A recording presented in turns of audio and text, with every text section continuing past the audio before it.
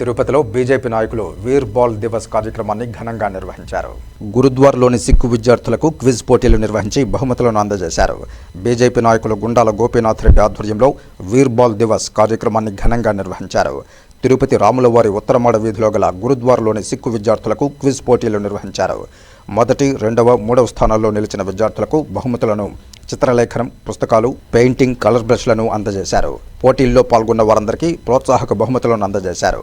ఈ సందర్భంగా వారు మాట్లాడుతూ 1704 డిసెంబర్ 26న సిక్కుల 10వ గురువు గురు గోవింద్ సింగ్ కుమారులైన బాబా జోరావర్ సింగ్, బాబా ఫతే సింగ్ బలిదానం చెందారని గుర్తు చేశారు.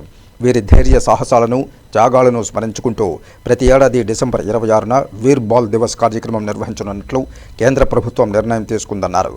గురు గోవింద్ సింగ్ కుమారులైన ఫతే సింగ్, జోరావర్ సింగ్లు ఇద్దరూ చిన్న వయసులోనే దేశం కోసం, ధర్మం కోసం తమ ప్రాణాలను తృణప్రాయంగా విడిచిన వీరపుత్రులని కొనియాడారు.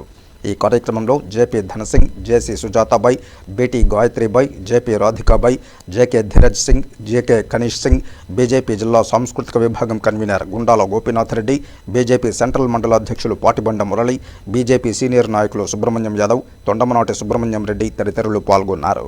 సిక్కుల 1704 సంవత్సరంలో సిక్కుల గురువైన గురు గోవింద్ సింగ్ కుమారులు జోరావర్ సింగ్, ఫతే సింగ్ బలిదానమైన రోజు ఈరోజు. వారి ధైర్య సాహసాలకు మెచ్చి వారు బలిదానమైన దినాన్ని ఈరోజు వీర బాల్ దివాస్గా మన కేంద్ర ప్రభుత్వం లాస్ట్ ఇయర్ నుంచి జరుపుకోమని మన కేంద్ర ప్రభుత్వం జరుపుతున్నది.